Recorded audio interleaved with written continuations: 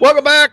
It is Wednesday, and you know what that means. It is the day of greatness. Rick Bozich, WDRB.com. Bob Kravitz from The Athletic joins us. Guys, how are you? We are fabulous. Rick, is that a an old White Sox hat? Yeah, it's White Sox spring training hat from like 2005 or six. Very cool. Yeah, I remember the days we moved to Chicago when I was a junior in high school, and I went to Comiskey a few times. And I remember Richie Zisk and Ralph Garr. Was it Ralph Garr? The Roadrunner, yeah. The Road Runner. I mean, they were a fun team, the Southside Hitmen. Yep. Claudel Washington, Oscar Gamble with the Yes. world's largest afro. Exactly. When are we? Exactly. So when is this? Like the late 70s? 77 was the first year of the Southside Hitmen. Yep. And that's when we moved to Chicago. You started mentioning names that I actually remember as a kid, even though I was not a fan of either of those teams. I remember them quite well. That's when my Reds were rolling, baby. The big red machine. And I don't want to talk about the Mets. That's when they were starting to head the wrong direction. Yeah, and you know it's funny. I talk all the time about the difference in me being, and you'll know this very well, Rick. Difference me being a Reds fan versus a Cardinals fan. Growing up in Southern Indiana near Louisville, which is kind of a dividing line for the Cardinals and the Reds. It is almost dead center, and the Reds were on radio there. I think it was on Wacky AM radio maybe, and also the big red machine was rolling at the time in the late 70s. And so the Reds were on all the time. Joe Nuxall and Marty Brenneman. And it was just like 5 years later that A. Ray Smith moved the AAA team of the Cardinals into Louisville. And man, that was a big deal because anybody that was everybody for the Cardinals, you end up seeing in Louisville. I mean, there were so many big names that were coming through there, but it was that 5-year difference in time. And I think in me being a Reds fan versus a Cardinals fan.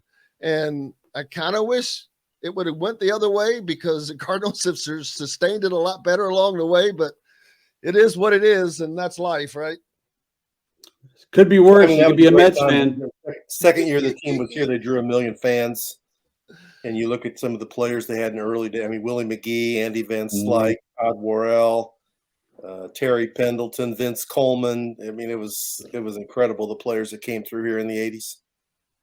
Yeah, it was nuts. And I mean, in minor league baseball, it was not a draw then. And A. Ray turned it into a draw at a crap stadium. Yeah, he did. He was quite a salesperson. Ended up having the All-Star game down there one time. That was fun as well. But so reminiscing, fun days. Basketball, Indiana, of course, last night, their first challenge at Syracuse. Didn't do too well for quite a while. Showed moxie in the comeback, but 26 turnovers and 33 points off of those turnovers. Just ugly when you look at how well they did so many other things. I like their fight. I think a year ago, they probably would have tucked tail and gone into the fetal position and just gotten run out of the building. That said, Syracuse lost to Colgate. They lost to Auburn. They lost one other. They lost to Colgate at home and VCU. So this is not the beast. This is not the old Syracuse team. So yeah, I mean, I have mixed feelings about it. I think we started to see a bit of what Miller Kopp is about. I really like Parker Stewart as a player. I think TJD has really advanced his game. I still don't know if he can hit from the perimeter, but if he's going to score 30, 40 points a game from the post, then why the hell not? So yeah, I thought there were some good things and some bad things. And, if you want to be an elite team, which they're not, which they're far away from, you can't lose to Syracuse.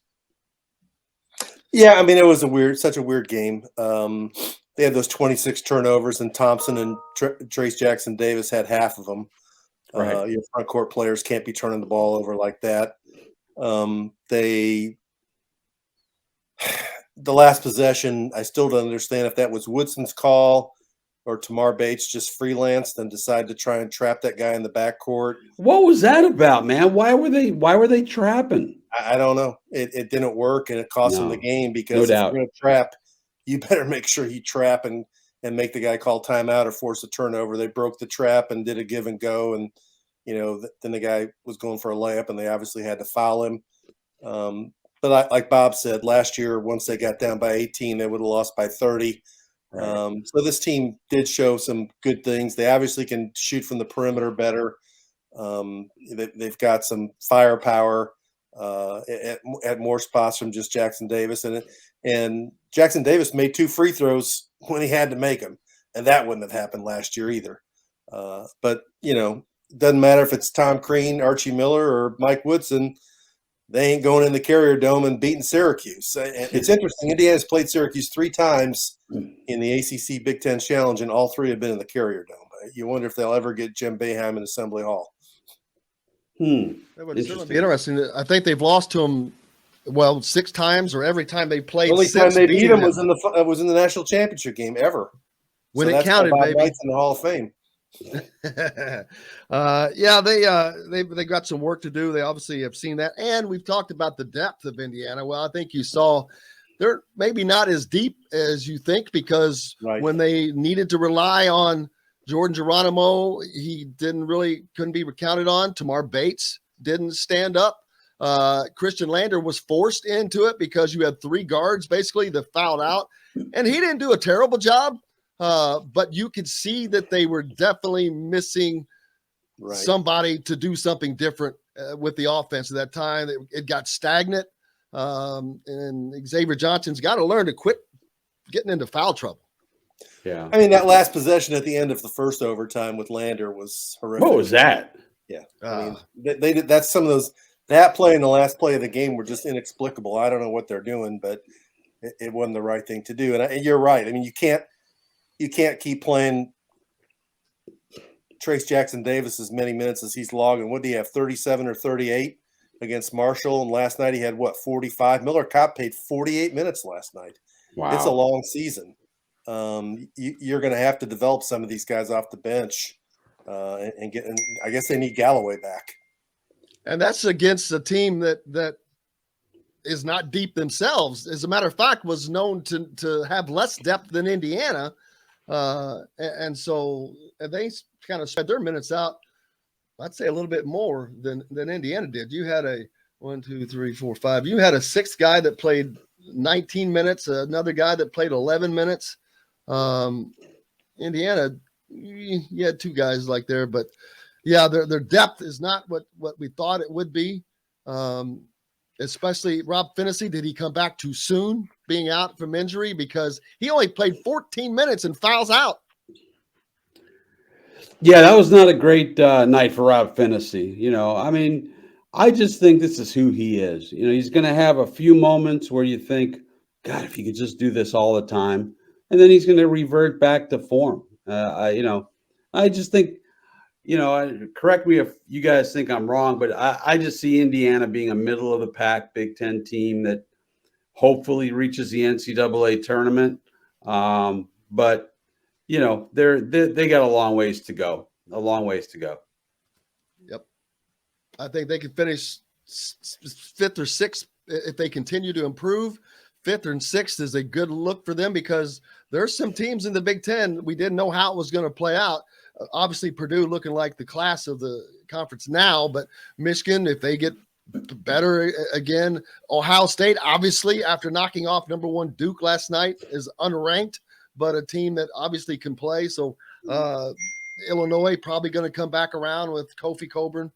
There's a lot of teams in the Big Ten that are probably going to get a little bit better as well. So Indiana opens up Big Ten play against Nebraska at home Saturday. So they'll get their first conference game and chance to find out this Saturday. Absolutely. How about Purdue? If I can, I know, I don't know how much you like talking about Purdue on this show, but number 1 team in number 1 team in the country right now. I mean, that's another thing. Yeah. Is Boiler going to be number 1? Yeah. Well, how can they not be? How could they not be with Duke getting beat? So. Oh, there's people out there that are still vote for Gonzaga. The national media people are in love with the Zags. Oh, okay. I, All right. I've been voting Purdue #1 now 2 weeks in a row. I Have voted you? by myself. I saw that on your vote, on Yeah. your last week's vote, and I mean, they're good. They yeah, got they've it all. never- They got shooters. They got Ivy who can attack the rim. They got big men. They play hard. I mean, they've Great coach. good. I mean, Florida State's a decent team, and they ran Yes. them out of the gym. Leonard Hamilton was effusive in his praise of the Boilermakers. He was. They've got everything you need. They got everything, and I wonder if it's going to be kind of like a Virginia story where they got beat by the Mean Green of North Texas in the first round last year, uh, the way Virginia got beat by the 16th seed, and then went on to win the national title the next season. Of course, beating Purdue in the Elite Eight in overtime. So. I just see Purdue as a team that's just I don't see a weakness. And when when you're redshirting a top 40 prospect, a recruit, that you got crazy depth. I mean, they can beat you in so many ways. you talk about the Big Ten right now. So are we heading towards the semi-opening of the conference season? You get to play a couple of games. Earlier talking about Indiana's lack of having a challenging schedule up to this point, Rick. Last night was their first challenge, and it was, one they did not meet, but also one that was not very challenging. It was a team that had lost to the teams that we had mentioned to. So now they've got to start going into Big Ten. They've got to play at Wisconsin in a couple of games. Now that's going to be a challenge. Is this team just not quite where they need to be yet are they ready for Big Ten play? That's a fair point. All I'd say, and there's a lot of coaches that do it that way. You look at the last 4 or 5 teams that Kentucky's played, they haven't played even any teams ranked in the top 200 the last 4 or 5 games. So I understand what Woodson's trying to do to get his, and I don't think Archie did it very well last year. Use some of these early games to experiment and get other guys some playing time. So, first they got to beat Nebraska. I mean, Nebraska's at home on Saturday. That's a game they can't afford to lose. So I don't think the schedule really has been an issue.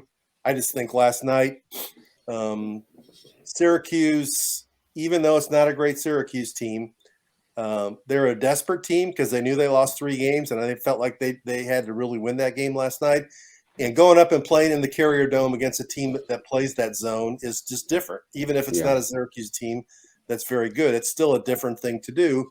And give them credit. After a terrible first half, they did adjust and attack the zone pretty successfully in the second half. More concerning to me is it's 2 games in a row the defense hasn't been great. I mean, Marshall shredded them for a good part of the game last Saturday, and Syracuse shredded them last night. And the guy I think the guy who beat him wasn't Buddy Boeheim, who's a all ACC player. It was Jimmy Boeheim. Jimmy, yeah. He had a career high. He had 4 threes. He'd only made 6 in 6 games all year. I mean, they didn't guard that dude.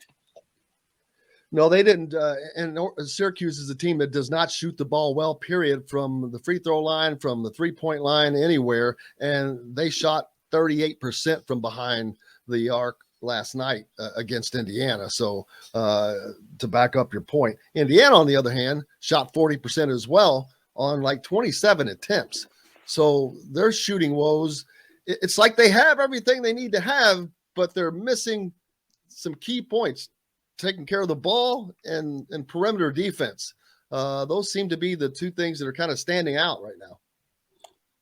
I mean, to me, it's still guard play. I mean, to be a really good team, you have to have guards who are just they can attack. They're strong with the basketball. They're confident. They can defend like crazy. And, Indiana's not quite there yet. They don't – I mean, Xavier Johnson's had some good games, but he's gotten in foul trouble a couple times. Stewart had a really good game last night. Offensively, defensively, he was just okay. Fennessy's been hurt, and he's still inconsistent. He had that one nice drive last night when he finally was aggressive and got to the rim and scored. Lander's still not there. I mean, he's not – he's better, but that possession at the end of the first overtime was not good. So until you get really elite guards, that's what you need, in my opinion, to be an elite team.